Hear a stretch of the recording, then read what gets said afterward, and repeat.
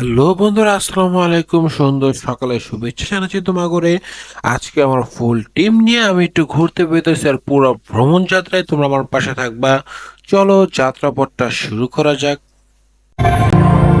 थोड़ी फुर्सत भी मेरे जा कभी बाहों को दीजिए। थोड़ी फुर्सत भी मेरी जा कभी बाहों को दीजिए। आज की रात मजा हुस्न का आंखों से लीजिए।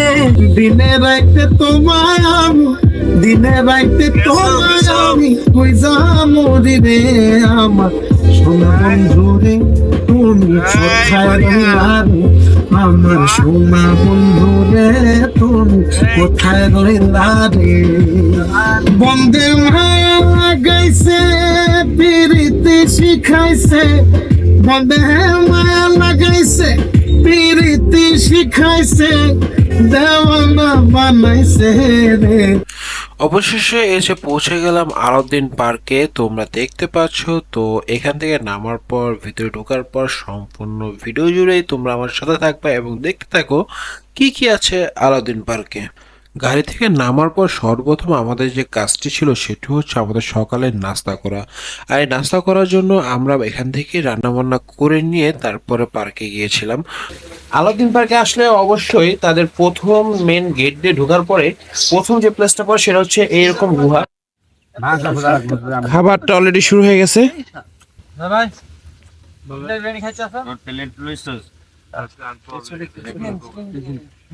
তো খাবার দাবার শেষ করার পরে রওনা দিলাম আমরা একটু ঘোরার জন্য। তো আলাউদ্দিন পার্কটা আমাদের ঘুরা পুরাটা দেখতে হইবে, এই কারণে আমার পুরো টিমমেট নিয়ে আমি এখন রওনা দিছি গুটি গুটি পায়ে পুরো আলাউদ্দিন পার্কটারে ঘোরার জন্য। সরি, আমি আলাউদ্দিন বলতেছি, আসলে আলাউদ্দিন তো না, নাম হলো আলাউদ্দিন পার্ক, মানে আলাউদ্দিনের চেরাগ।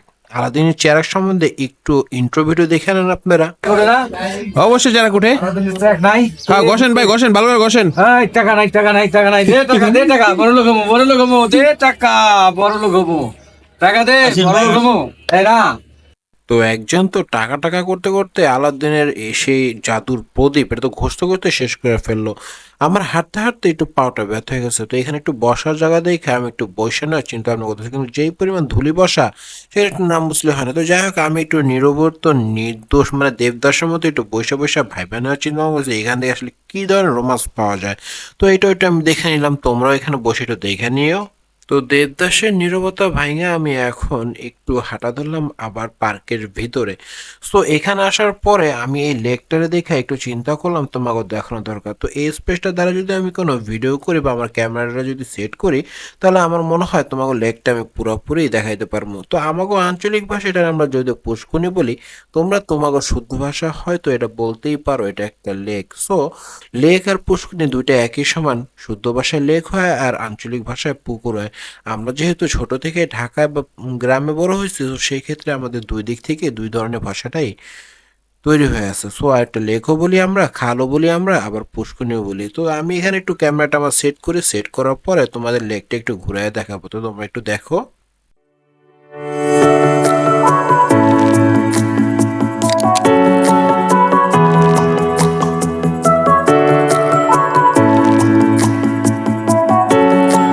তো মূল ভিডিও করার জন্য আমি সরাসরি এখন পার্কের ভিতরে ঢুকে যাইতেছি।